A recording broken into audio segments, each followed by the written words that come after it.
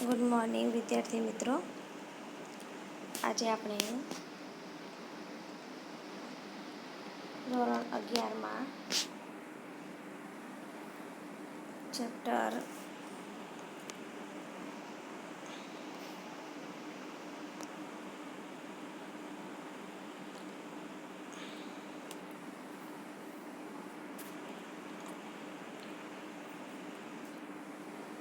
Chapter 14નો અભ્યાસ કરીશું, જેનું નામ છે વાત એક શ્રાપની.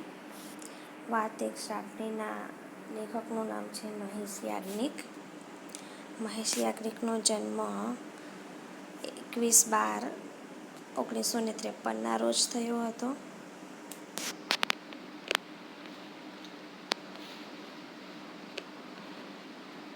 મહેશ વાસુદેવભાઈ યાજ્ઞિકનો જન્મ ધંધુકા જિલ્લાના અમદાવાદ શહેરમાં થયો હતો. તેઓએ વાણિજ્ય પ્રવાહમાં સ્નાતક સુધીનો અભ્યાસ કર્યો હતો. LICમાં નોકરી, હવે સેવાનિવૃત્તિ. તેમણે 7 નવલિકા સંગ્રહ આપ્યા. તેમણે નવલકથાઓ પણ લખી હતી. તેમાં રેશમડંખ, ખેલંદો, વંશવિચ્છેદ, છળકપટ જેવી લોકપ્રિય નવલકથાઓ પણ તેમણે આપી છે. વિવિધ સામયિકો અને વર્તમાનપત્રોના ખ્યાતનામ કટ્ટાર લેખક, કોલમિસ્ટ. રેશમખંડ જેવી એમની યશ કલગી-સમી નવલકથા ઉપરથી એ જ નામે હિન્દીમાં સિરિયલ પણ બનેલી છે. 35 વાર્તાઓના સંગ્રહને ગુજરાત સાહિત્ય અકાદમી 2010નું તૃતીય પારિતોષિક પણ આપવામાં આવેલું છે. વાત એક શ્રાપની વાર્તા મહેશ યાજ્ઞિકની અતિ લોકપ્રિય વાર્તામાંની એક છે. કર્મનો સિદ્ધાંત ભારતીય તત્વચિંતનમાં પ્રમુખ સ્થાને રહ્યો છે. આપણા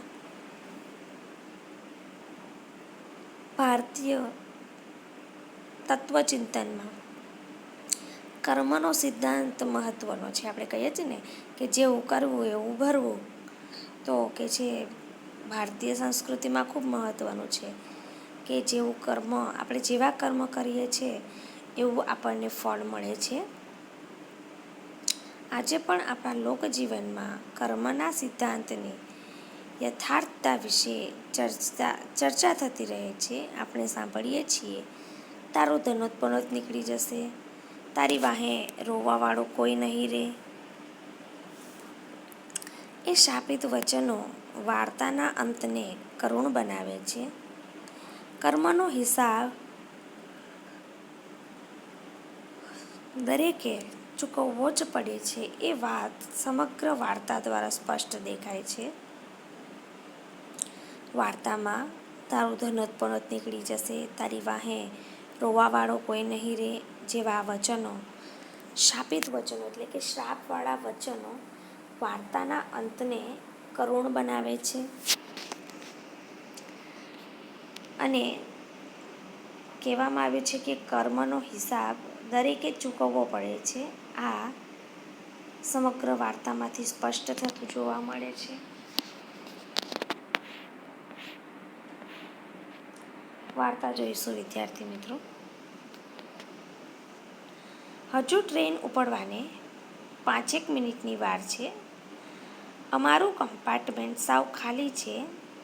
મોબાઈલથી વાત કરતી વખતે હેમંતની નજર કાલુપુર રેલવે સ્ટેશનના પ્લેટફોર્મ ઉપર ફરતી હતી. એની બારીની બરાબર સામેના ટી સ્ટોલ પર 2 યુવાનો ચાની ચૂસકી લઈ રહ્યા હતા અને વાતો કરી રહ્યા હતા કે છે તને તકલીફ થશે. સામા છેડે વેરાવળથી અશ્વિને હસીને ટકોર કરી, તારા જેવા વાતોડિયા માણસને કોઈ વાત કરનાર નહીં મળે તો સજા જેવું લાગશે. એનીવે, વેરાવળ ટ્રેન ઊભી રહે કે તરત રિંગ મારજે, આવી જઈશ. Good night. રેલવે સ્ટેશન પર મોબાઈલ દ્વારા હેમંત સાથે કે જે કોઈક વાત કરી રહ્યું હતું. ટી સ્ટોલ ઉપર બે યુવાનો ચા પી રહ્યા હતા અને કે છે વેરાવળ સ્ટેશન જવાની વાત થઈ રહી હતી. Good night. હેમંતે મોબાઈલ ખિસ્સામાં મૂક્યો. થોડી વાર પછી હળવા આંચકા સાથે ટ્રેન ઉપડી. પેલા બે યુવાનો ઊભા હતા એ પૈકીનો પણ એક યુવાન દોડીને ડબ્બામાં પ્રવેશ્યો. બીજો એને સ્ટેશને મૂકવા આવ્યો હતો. વેરાવળ સામેની બર્થ ઉપર બેસીને એ યુવાને હેમંતને પૂછ્યું. હેમંતે હકારમાં માથું હલાવીને એની સામે જોયા પછી પૂછ્યું, આ સોમનાથ મેલ પહેલાં તો કાયમ ભરચક જતો હતો, હવે ભીડ નથી થતી?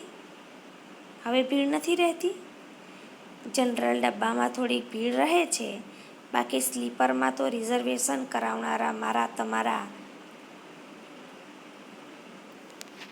જેવા લોકોને ટ્રાવેલ્સની લક્ઝરી બસમાં વધુ મજા આવે છે કે જે વળી સસ્તું પણ પડે.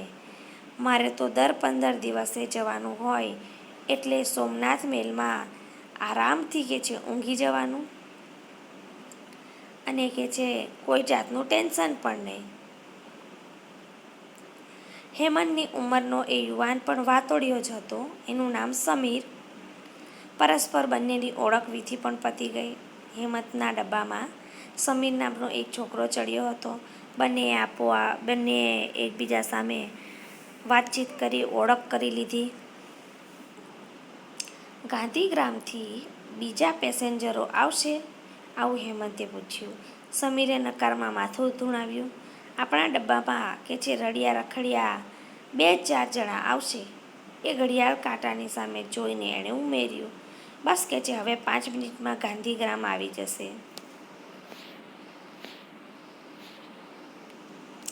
ગાંધીગ્રામ એટલે કે એલિસ બ્રિજ સ્ટેશને ટ્રેન ઊભી રહી. સમીરની વાત સાચી હતી. ગણીને 4 માણસ ટ્રેનના ડબ્બામાં ચડ્યા. એમાંથી 3 આગળ ગયા અને એક ભાઈ સમીરની બાજુમાં આવીને બેઠા. પોતાની નાની સૂટકેસ પર એમણે સીટ ઉપર જ મૂકી એના ઉપર જમણો હાથ મૂકીને જાણે થાકી ગયા હોય એમ એમણે આંખો બંધ કરી. એક જ વખતે એક ભિખારણ આવી એ ત્રણેયની સામે ઊભી રહી. મેલા ગયેલા છોકરાને કાંખમાં તેડીને એ દયામણી નજરે ત્રણેયની સામે જોવા માંડી. ટ્રેન ઊભી રહી ત્યારે એક ભિખારણ ડબ્બામાં આવીને ચડી ગઈ અને સમીર, હેમંત અને પેલા ચડેલા ભાઈની સામે મેલા ગયેલા કપડાએ છોકરાને કાંખમાં તેડેલો હતો તેની સામે જોવા માંડી અને કગરવા માંડી, સાહેબ, આ છોકરું સવારનું ભૂખ્યું છે, તે કરગરી રહી હતી, કંઈક દયા કરો. એ કરગઈ રહી હતી અને 8 મહિનાનું બાળક એનું રડી રહ્યું હતું. નીચે ઉતર. આ રૂટના અનુભવી સમીરે ઊભા થઈને હમણાં જ હાથના અંગૂઠા અને બીજી આંગળીઓથી ચપટી વગાડીને આદેશ આપ્યો, ફૂટ અહીંથી. પેલા નવા આવેલા નાની સૂટકેસવાળા ભાઈએ આંખો ખોલી પેલી ભિખારણ અને રડતા બાળક સામે જોયું અને પછી ખિસ્સામાંથી પાકીટ કાઢ્યું. 100 રૂપિયાની કડકડતી નોટ એમણે પેલી ભિખારણને લંબાવી. આ નોટ લઈને ફટાફટ નીચે ઉતરી જા બહેન, ગાડી ઉપડશે તો કે છે તને તકલીફ પડશે.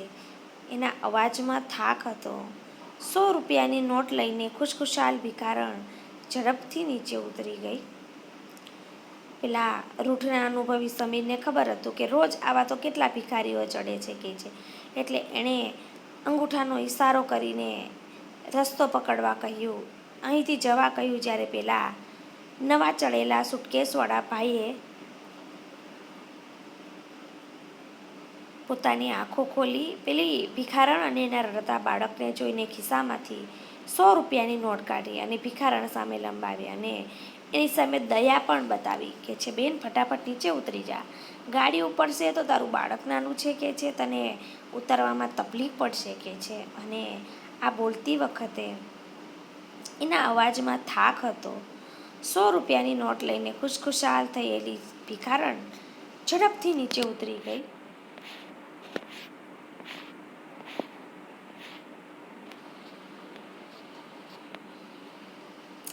ટ્રેને ગતિ પકડી.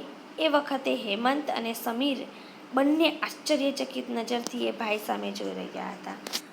એક જ વખતમાં 100 રૂપિયા આપી દીધા એટલે કે છે સમીર અને હેમંત તો આશ્ચર્યચકિત બનીને એ લોકોની સામે જોઈ રહ્યા હતા.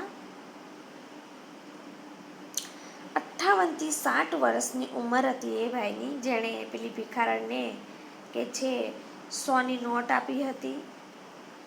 58 થી 60 વર્ષની એની ઉંમર, ચોરસ એનો ચહેરો, સૂર્યના તડકાથી ઘઉંવર્ણી બનેલી એની ત્વચા, થોભિયાના વાળ સફેદ બાકી ભરાવદાર કાળા વાળ, ઊંચાઈ એની 6 ફૂટ જેટલી તો હશે જ કે છે.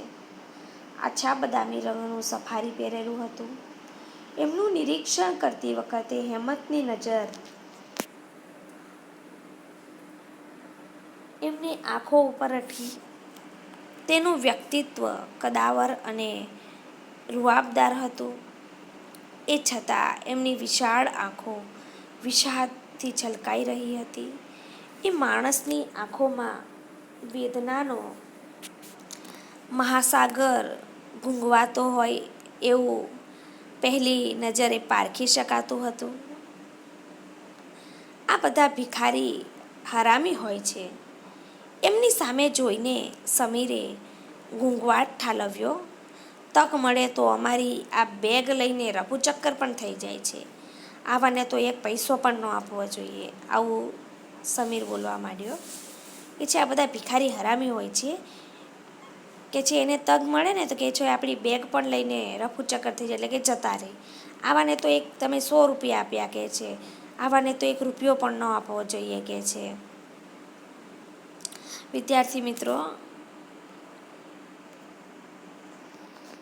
આ અહીંયાથી લઈને અહીંયા સુધી રમણીકલાલનું વર્ણન છે. 2 માર્ક્સમાં પૂછાય છે કે રમણીકલાલનું વર્ણન જણાવો. તો 58 થી 60 વર્ષની ઉંમર, ચોરસ ચહેરો, સૂર્યના તડકાથી ઘઉંવર્ણી બનેલી એની ત્વચા, થોભિયાળાના વાળ સફેદ બાકી ભરાવદાર કાળા વાળ, ઊંચાઈ 6 ફૂટ જેટલી, આછા બદામી રંગનું એનું સફારી હતું અને કે છે વ્યક્તિત્વ એનું કદાવદાર અને રૂઆબદાર હતું, પણ એની આંખમાંથી વિષાદ છલકાઈ રહ્યો હતો. સમીર આક્રમક બનીને બોલતો હતો, એટલે કે ગુસ્સામાં બોલી રહ્યો હતો, આક્રમણ સાથે બોલી રહ્યો હતો. એ વખતે હેમંતની નજર એ સજ્જનના ચહેરા સામી હતી. એમની આંખોમાં કંઈક એવું હતું કે જે જોનારને હચમચાવી મૂકે. સમીર તો ઊભો ભાષણ આપતો હતો એટલે એને આ બાબતનો ખ્યાલ નહોતો કે છે. હેમંતે ઊભા થઈને એના ખભે હાથ મૂક્યો અને એને નીચે બેસાડ્યો. એ વૃદ્ધના ચહેરા સામે નજર પડી કે તરત જ સમીર પણ મૂંગો થઈ ગયો. સમીર બોલ્યા જ જતો હતો અને એ સમય દરમિયાન હેમંતે પેલા વ્યક્તિના ચહેરા તરફ જોયું તો એ સાવ વિષાદથી ભરાયેલો હતો. એની આંખોમાં જોનારને દર્દ સમજાય એવું કંઈક હતું અને જ્યારે સમીરે પણ એ દર્દ જોયું ત્યારે એ પણ મૂંગો બની ગયો, આશ્ચર્યવાળો બની ગયો અને રમણીકલાલને જોતો રહી ગયો. ત્યારે પેલો વૃદ્ધ રમણીકલાલ બોલ્યો, મારી દીકરી વેળાવળમાં જીવન અને મરણની વચ્ચે ઝોલા ખાય છે. હેમંત અને સમીર સામે જોઈને એ વૃદ્ધે ખુલાસો કર્યો. એના રૂંધાયેલા અવાજમાં ભીનાશ હતી. રમણીકલાલે પોતાના જીવનના દુઃખની વાત માંડી કે છે મારી દીકરી વેરાવળમાં જીવન અને મરણ વચ્ચે ઝોલા ખાઈ રહી હતી કે છે. એના અવાજમાં ભીનાશ હતી. કલાક પહેલાં જ કે છે એમાં એના સસરાનો ફોન આવ્યો એટલે પાણી પીવાય નથી રોકાયો કે છે. 28 વર્ષની મારી દીકરી દાઝી ગઈ છે. વેવાઈએ ફોનમાં કીધું કે સિરિયસ છે, તાત્કાલિક આવો. અવાજમાં ડૂસકું ભર્યું એટલે એ અટક્યા. કે છે મારા વેવાઈનો ફોન આવ્યો કે એ દાઝી ગઈ છે એટલે હું પાણી પીવા પણ રોકાયો નથી કે છે. સિરિયસ છે એમ કીધું છે, તાત્કાલિક આવવા માટે કહ્યું કે છે. એટલે અને આટલું બોલતા તો રમણીકલાલ ડૂસકું ભરી ગયા, અટકી ગયા. પછી એમણે દયામણી નજરે સમીર સામે જોયું. તમારી વાત કદાચ સાચી હશે પણ હું કે છે દીકરીનો બાપ છું. એક ભિખારણને કગરતી જોઈને કે છે દયા આવી ગઈ. માથે રાત જેવું ધાબું છે એટલે ખોટું નહીં બોલે કે છે. અને પૈસા આપતી વખતે મનમાં કરી કે છે લગીર જરાક મારા મનમાં સ્વાર્થ પણ હતો. એને જ્યારે હું પૈસા આપી રહ્યો હતો ત્યારે આવા કોઈ ગરીબના આશીર્વાદ મળે અને દીકરીના શ્વાસ થોડાક કે છે લંબાય તો કમસે કમ એનું મોઢું તો જોવા મળે જ કે છે મારી દીકરી દુઃખી છે, મરણ અને જીવન વચ્ચે ઝોલા ખાઈ રહી છે કે છે. એટલે કે છે આવા સમયે મેં એને થોડાક સ્વાર્થથી પણ 100ની નોટ આપી કે કદાચ એ ભિખારણ જો મારી દીકરીને સારા આશીર્વાદ આપે અને મારી દીકરી આટલી બધી દાઝી ગઈ છે છતાં જીવી જાય કે છે, થોડું એનું આયુષ્ય લંબાઈ કે છે. એવો સ્વાર્થ હતો કે છે. દીકરીનું મોઢું જોવા મળે તો પણ ક્યાં છે કે છે, એટલા સ્વાર્થથી મેં પૈસા આપ્યા કે છે. એ કદાવર માણસને પોતાની જાત ઉપર કાબૂ ન રાખી શક્યો. ધ્રુસકે રડી પડ્યો. ઠપકા ભરેલી નજરે હેમંત સમીર સામે જોઈ રહ્યો. સમીરને પણ હવે પસ્તાવો થતો હતો. વાતાવરણ જરા ગંભીર બન્યું. આઈ એમ વેરી સોરી. પોતાના થેલામાંથી પાણીની બોટલ કાઢીને સમીરે એમના હાથમાં આપી અને એને સાંત્વના આપી. વડીલ કે છે ચિંતા ન કરો, ઈશ્વર સૌ કોઈ સારાવાના કરશે, તમારી દીકરી બચી જશે કે છે. સમીરે સાંત્વના આપી પેલા માણસને કે છે. એ માણસ જ્યારે ધ્રુસકે રડતો હતો ત્યારે સમીરે કહ્યું સોરી, અમને ખબર નહોતી કે છે. અને પોતાના થેલામાંથી પાણીની બોટલ કાઢી અને તેમને આપી અને સાંત્વના પણ આપી, ઠંડકતા પણ આપી અને કહ્યું ચિંતા ના કરો કે છે, ભગવાન સૌ સારુંવાનું કરશે કે છે, તમારી દીકરી બચી જશે કે છે. લમણે હાથ મૂકીને એ વૃદ્ધ ચિંતામગ્ન દશામાં જ કે છે બેસી રહ્યા. કપાળ ઉપર હાથ મૂક્યો અને દુઃખી હોય એમ ચિંતામગ્ન બનીને બેસી રહ્યા. સમીરે આપેલી પાણીની બોટલ હજી પણ એના હાથમાં જ હતી. એણે પાણી નહોતું પીધું. વડીલ પાણી, પાછું કહ્યું સમીર અને હેમંતે. પાણી તો પી લો. હેમંતે એના ખભા ઉપર હાથ મૂક્યો અને પાણી પીવાનો આગ્રહ કર્યો. ત્યારે રમણીકલાલે કહ્યું કે પાણી તો કે છે હવે દીકરીનું મોઢું જોઈને જ પીશ કે છે. રમણીકલાલે કહ્યું કે પાણી હવે મને અત્યારે નથી પીવું કે છે, મારી દીકરીનું જીવતું મોઢું જોઈને પછી જ કે છે હું પાણી પીશ. ત્યારે હેમંત અને સમીરે તેમને થોડીક વધુ સમજણવાળા બનીને કહ્યું તમે તો સમજદાર મુરબ્બી છો. દીકરીની ચાકરી કરવા માટે શરીરમાં તાકાત તો ટકાવી રાખવી પડે ને કે છે. સમીરે કહ્યું પ્લીઝ 2 ઘૂંટડા પાણી પી લેશો તો અમને પણ સારું લાગશે. કે તમે સમજદાર લાગો છો, તમે આ પાણી પીવો કે છે.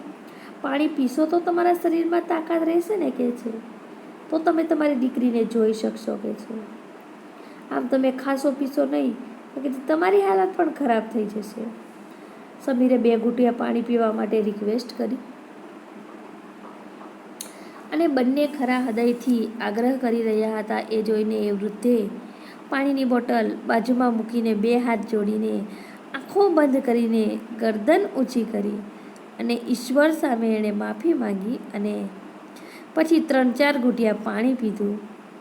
બહાર ઘનઘોર અંધકાર હતો અને ટ્રેન સડસડાટ આગળ વધી જતી હતી.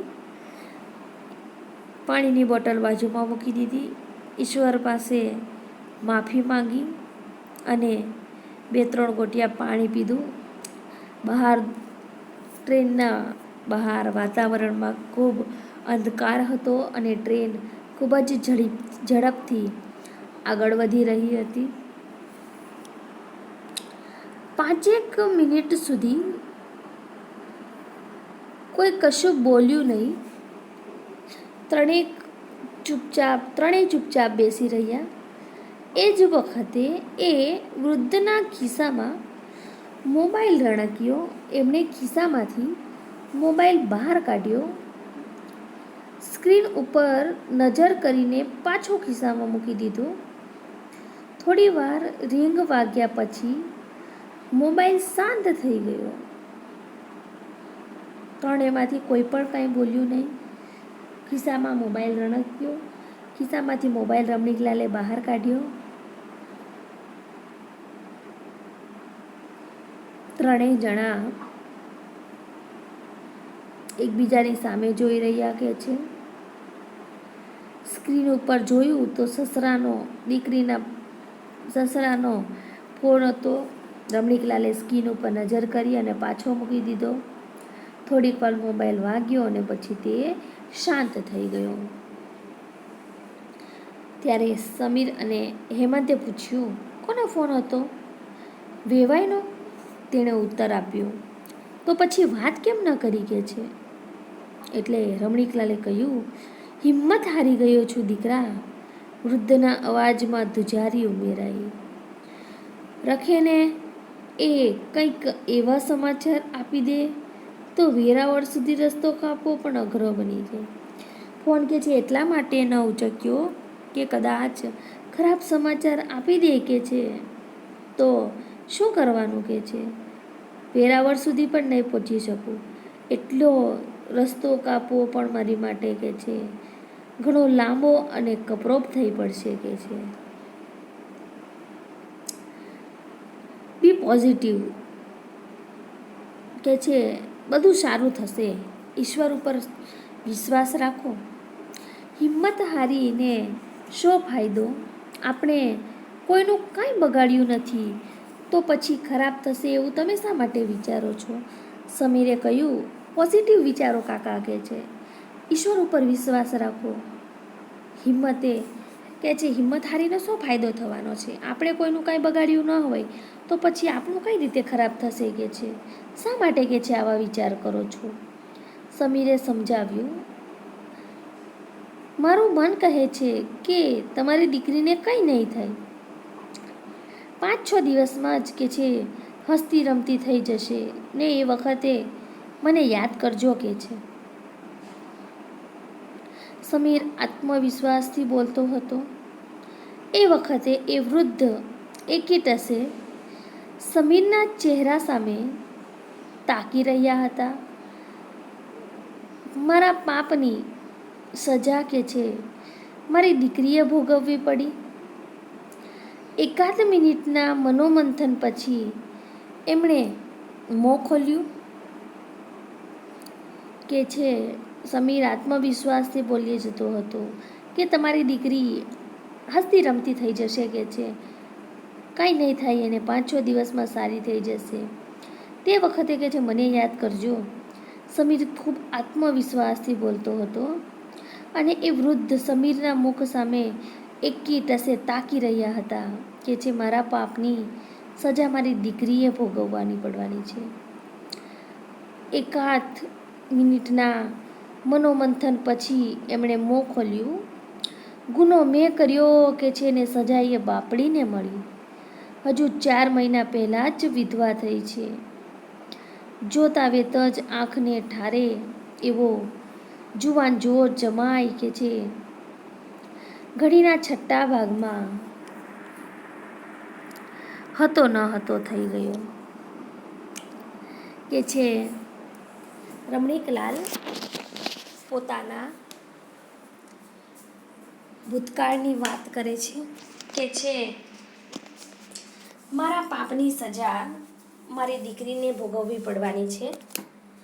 એકાદ મિનિટના થોડીક વાર શાંત રહ્યો રમણીકલાલ અને પછી એકાદી મિનિટના મનોમંથન પછી એ બોલવા માંડ્યો કે છે ગુનો મેં કર્યો અને સજા મારી દીકરીને મળે છે. કે છે મેં ગુનો કર્યો હતો અને સજા કે છે મારી દીકરીને જ મળી. કે છે હજી 4 મહિના પહેલાં જ તો એ વિધવા થઈ કે છે. જોતા વેત આંખને ઠારે એવો કે છે જુવાન જોર જમાઈ ઘડીના છઠ્ઠા ભાગમાં હતો ન હતો થઈ ગયો. હજુ કે છે એની ઘાની કળ વળે એ પહેલાં જ કે છે આ નવી કઠિનાઈ આવી ગઈ બિચારીના જીવનમાં. અર્ધ મીચેલી આંખે એ બબડી રહ્યો હતો. હેમંત અને સમીર સ્તબ્ધ બનીને એની સામે સહાનુભૂતિપૂર્વક તાકી રહ્યા હતા. ત્યારે રમણીકલાલે બોલવાનું શરૂ કર્યું કે જે કોઈની આંતરડી કકડે ને એ શ્રાપ આપે ને તો શું થાય એ કે છે આજે તો મેં સગી આંખે જોઈ લીધું. કોઈની દુઆ કે આશીર્વાદ ફળે છે કે નહીં એ જોવાનું બાકી છે. કે જે શ્રાપ મળ્યો હતો એ તો મેં જોઈ લીધો. એ શ્રાપ મળે તો એ સાચો થાય છે પણ કે છે હવે મારે કોઈનો આશીર્વાદ મને મળે છે કે નહીં એ જોવાનો બાકી છે. કે છે નીચું જોઈને નિરાશાથી માથું ધૂણાવીને એ બોલી જતો હતો. વર્ષો પછી હૈયું ખોલવાની એને તક મળી છે એટલે મનનો ભાર કે છે આજે હળવો કરવાનો એને મોકો મળ્યો છે. પાપ ધોવાશે કે છે. મનની અંદર પારાવાર પસ્તાવો તો ઘણીવાર થાય પણ એ પીડા ઠાલવવી ક્યાં. આજે બધું જ કહી દઈશ એટલે આંખો ઊંચી કરીને એણે સીધું સમીર સામે જોયું. તમને પણ કંઈક બોધપાઠ મળશે કે છે. આજે હું તમને બધું કહી દઈશ કે કોઈકના શ્રાપ ન લેવા જોઈએ, એનાથી જીવન આવું ખરાબ થઈ જાય છે કે છે. આજે હું તમને કંઈક કહેવા જઈ રહ્યો છું મારા જીવનની, મારા ભૂતકાળની વાત કે છે. તમને પણ એમાંથી કંઈક પાઠ શીખવા મળશે. જાણે મારી બહાર અંધકાર વચ્ચે ભૂતકાળના દ્રશ્યો દેખાતા હોય એમ એ તાકી રહ્યો અને બોલતો હતો. રમણીકલાલ કે છે મારું નામ. અત્યારે 61મું વર્ષ મને ચાલે છે. 24 વર્ષની ઉંમરે કે છે ફોરેસ્ટ ઓફિસરની મને નોકરી મળેલી. કે છે મારું નામ રમણીકલાલ છે. અત્યારે મને 61મું વર્ષ ચાલે છે અને જ્યારે હું કે છે 24 વર્ષનો હતો ત્યારે મને જંગલ ખાતામાં નોકરી મળેલી હતી. અત્યારના શરીરના ઉપરથી તમે જોઈ શકો કે તે સમયે મારું શરીર કેવું હશે એની કલ્પના તમે કરી શકો છો. હોદ્દો અને સત્તાનો કે છે મને ખૂબ નશો હતો અને ગધા 25ની ઉંમર પણ યુવાનીની હતી એટલે વાત જ ન પૂછવી કે છે. લગ્ન થયેલા હતા. પહેલા ખોળે પહેલો મને દીકરો હતો અને બીજી આ દીકરી કે છે. એ વખતે વઘઈમાં ડાંગ જિલ્લામાં કે છે મારું પોસ્ટિંગ થયેલું. ડાંગ જિલ્લામાં મને મૂકવામાં આવ્યો હતો અધિકારી તરીકે. સરસ મજાનો સરકારી બંગલો આપવામાં આવ્યો. નોકર ચાકર અને સાગના 2 નંબરના ધંધાની મબલક કમાણી હતી કે છે. સાગના લાકડાઓ કે છે રાત્રિ દરમિયાન ચોરીને વેચતા હતા એટલે ખરા અર્થમાં આકાશમાં હું ઉડતો હતો કે છે. મારી પ્રકૃતિ જાણે એ વખતે 16 કળાએ ખીલેલી હતી. ધાક જમાવવા માટે જીભ લઈને કે છે હું રાઉન્ડમાં નીકળતો. એ વખતે જાણે વઘઈના જંગલનો મહારાજા હોય ને કે છે એવો હું વટ રાખતો હતો. બારી સામે જોઈને એ ધીમા અવાજે બોલી રહ્યો હતો. બારી સામે જોઈને એ ધીમા અવાજે બોલતો હતો કે જે દીકરો 3 વર્ષનો હતો અને દીકરીનો પહેલો જન્મદિવસ હતો કે છે. રાત્રે બંગલે પાર્ટી રાખેલી હતી. એ અગાઉ બપોરે હું રાઉન્ડમાં નીકળ્યો કે છે. ડ્રાઈવર જીપ ચલાવતો હતો અને ઢોળાવવાળા રસ્તે મારી નજર શિકારી કૂતરાની જેમ ચારે તરફ હતી. લાકડાનો ભારો લઈને જતા 2 શ્રમજીવી દૂરથી કે છે આવતા મને દેખાયા એટલે મેં જીભ કે છે એ તરફ ફેરવી લીધી. પેલા બંને ઢાળ ઉતરીને ભાગ્યા. એ જોઈને હાથમાંથી ચાબુક લઈને કે છે હું નીચે કૂદી પડ્યો, નીચે ઉતર્યો કે છે. મારા દીકરાનો જન્મદિવસ હતો. એ દિવસે રાત્રે બંગલામાં પાર્ટી હતી. એ અગાઉ બપોરે હું કે છે રાઉન્ડ મારવા નીકળ્યો હતો જંગલમાં. ત્યારે જ્યારે જીપ ચલાવી રહ્યો હતો ત્યારે 2 શ્રમજીવી વ્યક્તિઓ લાકડા લઈને જઈ રહ્યા હતા. એની પર મારી નજર પડી અને મેં એ તરફ જીભ લઈ ગયો અને ચાબુક લઈને નીચે કૂદી પડ્યો. આખું દ્રશ્ય જાણે અત્યારે મારી આંખ સામે દેખાઈ રહ્યું હોય એમ એ બોલી રહ્યો હતો. મેં એમને પકડ્યા. એ છતાં એમણે ભાગવાનો પ્રયત્ન કર્યો એટલે મારી કમાન છટકી ગઈ કે છે. મેં એને પકડી લીધા કે છે પણ એણે ત્યાંથી ભાગવાનો પ્રયત્ન કર્યો એટલે કે છે મારું મગજ કે છે કાબૂમાં ન રહ્યું. એ 2માંથી જે યુવાન હતો એ ભાગ્યો પણ બીજાના પગ ઉપર મારા ચાબુકનો ફટકો પડ્યો એટલે એ લથડાયો. 2 હાથ જોડીને કરગર્યો, સાહેબ કે છે છોકરા ભૂખ્યા છે અને આ ડાળખા તો વણેલા છે કે છે.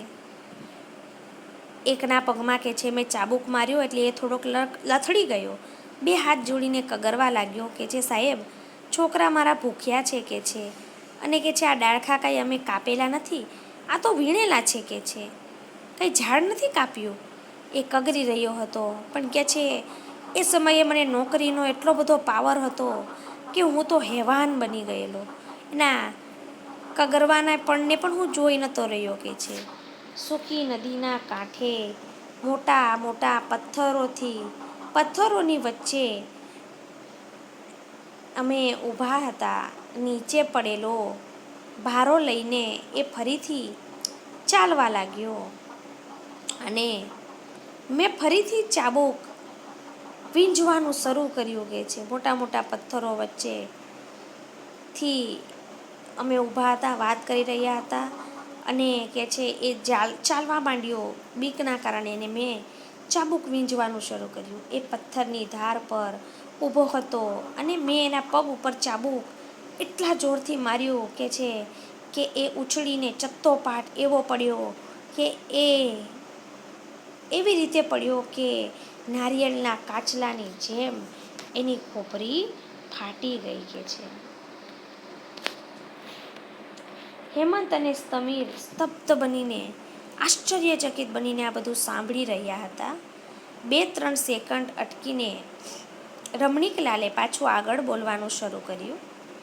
એ રાત્રે કે છે 9 વાગ્યે મારા બંગલે મારી દીકરીની બર્થડે પાર્ટી ચાલતી હતી. એ વખતે મશાલ લઈને 10 શ્રમજીવીઓ કે છે ત્યાં આવી પહોંચ્યા.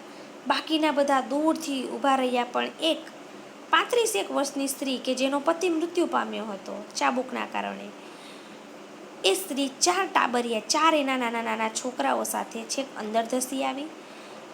પેલો જે ગુજરી ગયો હતો તે શ્રમજીવીની એ પત્ની હતી. મેં લાગેલા બાળકોને લઈને તે અંદર આવી ગઈ. એ વખતે એનામાં એટલું બધું જુનૂન હતું કે બંગલાનો ચોકીદાર પણ એનાથી ગભરાઈ ગયો. એની પાછળ બીજા પણ અંદર આવીને ચૂપચાપ ઊભા રહી ગયા અને એ તો શ્રાપ ઉપર શ્રાપ આપવા માંડી. દીકરોય તારો દીવો નહીં રે સાહેબ.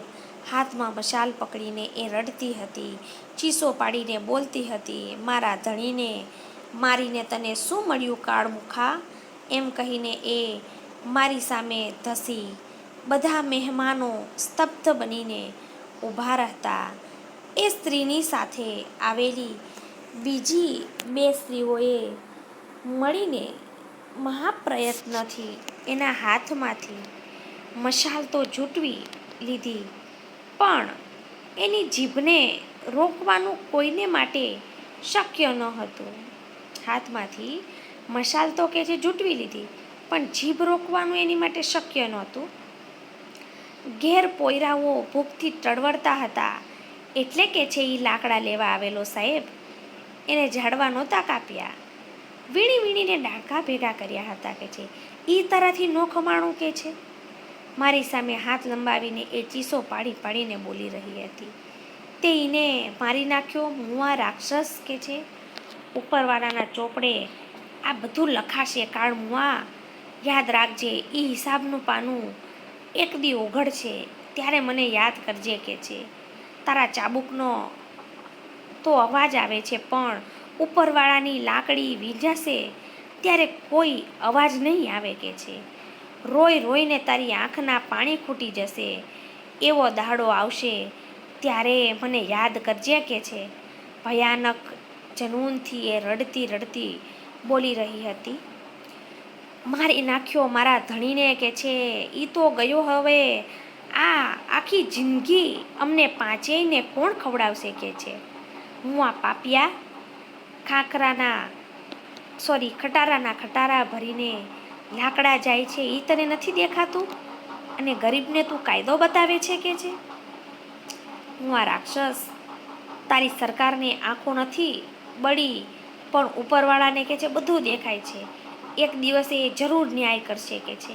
તારું ધનોતપનોત નીકળી જશે. તારી વાહે કે છે રોવાવાળું પણ કોઈ નહીં રહે. આવા એક પછી એક લખી શ્રાપ આપવા માંડી.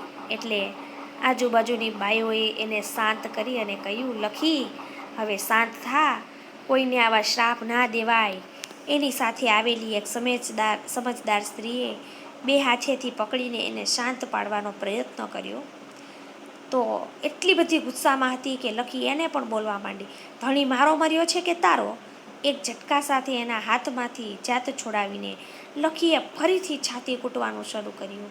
અને રડતી વખતે એ મારી સાથે હાથ લંબાવીને કે જે હજુય શ્રાપ વરસાવી રહી હતી. પેલા ચારેય ટાબરિયા હોશિયાળા બનીને કે છે લખીને વીંટળાઈને ઊભા હતા.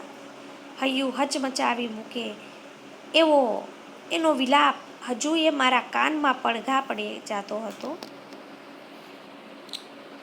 રમણીકલાલનો આખો ચહેરો પરસેવે રેબઝેબ થઈ ચૂક્યો હતો. બે હાથ વચ્ચે માથું પકડીને એ ફાટી આંખે બહાર તાકી રહ્યો હતો. એક શ્વાસે આટલું બોલ્યા પછી 1.5 મિનિટ 2 મિનિટ સુધી વાતાવરણમાં સ્તબ્ધતા છવાઈ ગઈ હતી. રમણીકલાલનો ચહેરો આ ભૂતકાળ યાદ કરતા પરસેવાવાળો થઈ ગયો હતો અને બે હાથથી માથું પકડીને એ બારીની બહાર જોઈ રહ્યો હતો. એક શ્વાસે આટલું બધું 1.5-2 મિનિટમાં બોલી ગયો પછી વાતાવરણ એકદમ શાંત બની ગયું. કકરતી આંતરડીએ લખીએ જે શ્રાપ આપેલો કે છે એ જ આજે હું ભોગવી રહ્યો છું. રમણીકલાલનો અવાજ સાવ ઢીલો ઢસ થઈ ચૂક્યો હતો. 5 વર્ષની અગાઉ શ્રીમતીને કે છે મારા હાર્ટ એટેક આવ્યો. એણે વિદાય લીધી. દીકરો મારો એન્જિનિયર થઈને અમેરિકા ગયો. 2 વર્ષ પહેલાં એને ત્યાં આંતરડાનું કેન્સર થયું. હું ત્યાં ગયો. એની સારવારમાં બધી કમાણી કે છે સાફ થઈ ગઈ, પણ એ ન બચ્યો. સારું ઘર જોઈને કે છે દીકરીને વેરાવળમાં પરણાવી કે છે 4 જ મહિના પહેલાં કે છે મારો જુવાન જોત જમાઈ ફાટી પડ્યો, એટલે કે મૃત્યુ પામ્યો. એક્સિડન્ટમાં એ ગુજરી ગયો. એટલે એના ઇન્સ્યોરન્સના 50 લાખ રૂપિયા મારી દીકરીને મળવાના હતા. એમાં એના દિયર જોડે પરણાવાના કાવા દાવા એ લોકોએ શરૂ કરી દીધા, જેથી એ પૈસો ઘરનો ઘરમાં જ રહે. કે છે જો દીકરીને પાછો દેર સાથે પરણાવી દે તો કે છે આ પૈસા જે મળવાના છે એ ઘરમાં જ રહે કે છે. મારી દીકરીએ ના પાડી કે છે. એમાં ઝઘડા શરૂ થઈ ગયા. છેલ્લા મહિનાથી એ આતે દાડે એટલે કે એક દિવસે મને ફોન કરીને રડતી હતી. પેલા રાક્ષસો એને દિયર જોડે પરણાવી દેવા બાબતે દબાણ કરી રહ્યા હતા. ગઈકાલે સવારે દીકરીનો ફોન આવ્યો કે બાપા આ લોકો મને મારી નાખશે, પણ પૈસા તો કે છે હડપ કરીને જ રહેશે. ભાગીને એ અમદાવાદ આવી જવાની છે.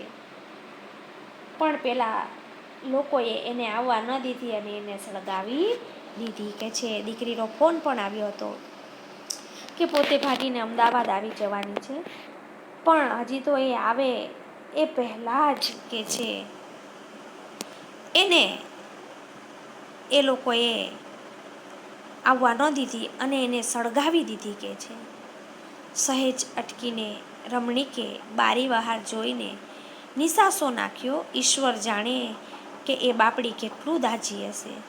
રમણીકલાલે બારી બહાર જોયું અને દુઃખી થઈ ગયા અને વિચાર કરવા માંડ્યા, કોણ જાણે મારી દીકરી બિચારી દુખિયારી કેટલું દાજી હશે. કે છે હેમંત અને સમીરની નજરે એ દુઃખી બાપના ચહેરા ઉપર સ્થિર થઈ. એ વખતે ફરીથી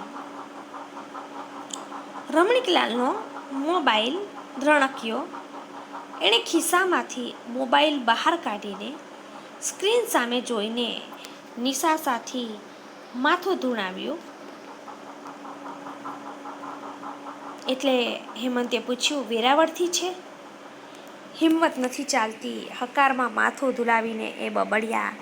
હેમંતે હિંમત કરીને રમણીકલાલની કંઈ સમજે એ અગાઉ એના હાથમાંથી મોબાઈલ લઈ લીધો અને હેમંતે વાત કરવાનું શરૂ કર્યું. હેલો, હેમંતે જણાવ્યું. રસિકભાઈ ઊંઘી ગયા છે. હું એનો મિત્ર છું. અમે લોકો સોમનાથ મેલમાં જ છીએ. એટલે સામે છેડેથી અવાજ આવ્યો. એમને અત્યારે જગાડવાની જરૂર નથી. સામા છેડેથી ભારેખમ અવાજવાળા પુરુષે સમજાવ્યું. સમાચાર કે છે સારા નથી. તમે સમજી ગયા હશો ને? એમને જરા સાચવી લેજો. કે છે એમને જરા સાચવી લેજો. સમાચાર સારા નથી એમ કહ્યું એટલે તમે સમજી ગયા હશો કે શું થયું છે, એટલે જરાક રમણીકલાલને સાચવી લેજો, એવું ફોનમાંથી સામે છેડાથી સસરાએ કહ્યું. દીકરીના સસરાએ રમણીકલાલ સામે નજર મેળવવાની હવે હેમંતમાં હિંમત નહોતી. હેમંતને વિચાર આવ્યો, કયા મોએ આ પોતાની દીકરી મરવાના સમાચાર કે છે રમણીકલાલને પોતે આપે?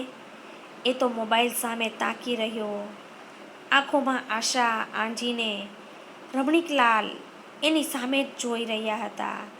બહાર ભીષણ અંધકાર વચ્ચે તીણી વિસલ વગાડીને ટ્રેન ધમધમાટ આગળ વધી રહી હતી. અને આની સાથે જ વાર્તા અંત પામે છે. વિદ્યાર્થી મિત્રો જુઓ, અહીં શ્રાપ અને આશીર્વાદની વાત હતી. વાત એક શ્રાપની, કે જીવનમાં ક્યારેક મળેલો શ્રાપ એ ખડતો હોય છે. તેથી કર્મ કરતી વખતે જરા વિચારો કરવા, કે જેથી જીવનમાં આવી પરિસ્થિતિ ન આવે. એનું એક સરસ મજાનું ઉદાહરણ તમને કહું તો આપણે સૌએ રામાયણ જોયું જ છે વિદ્યાર્થી મિત્રો. અને આપણે જોયેલું કે દશરથ રાજા જ્યારે શિકાર કરવા ગયેલા ત્યારે હરણ સમજીને શ્રવણ ઉપર બાણ ચલાવી દે છે અને શ્રવણ મૃત્યુ પામે છે. ત્યારે તેના માતા પિતા પાસે જઈને એ કબૂલાત જ્યારે કરે છે ત્યારે એના માતા પિતા એને શ્રાપ આપે છે કે તું પણ તારા પુત્રના વિયોગમાં આવી રીતે જ તડપીને જ મરીશ. કે છે અને એ શ્રાપ આપણે જોયો વિદ્યાર્થી મિત્રો કે સાચો પણ પડ્યો. રામ જ્યારે વનમાં જઈ રહ્યા હતા ત્યારે દશરથ તેના વિયોગમાં મૃત્યુ પામ્યા, દીકરાની યાદમાં તડપીને. અહીં પણ એવી જ શ્રાપની વાત હતી. તેથી જ સરસ મજાનો એવો બોધપાઠ આપ્યો છે કે કર્મ હંમેશા સારા કરો તો ફળ સારું મળશે. જો કર્મ ખરાબ હશે તો વિદ્યાર્થી મિત્રો ફળ પણ એનું કેવું હશે? ખરાબ જ હશે. પ્રશ્ન કયા કયા લખવાના છે તેની વાત કરી લઉં. 3-4 વાક્યમાં ઉત્તર આપોમાં પ્રશ્ન 1,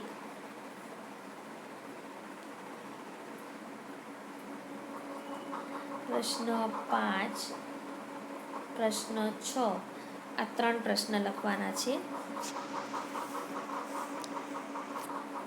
પછી નીચે મુદ્દાસર ઉત્તર આપોમાં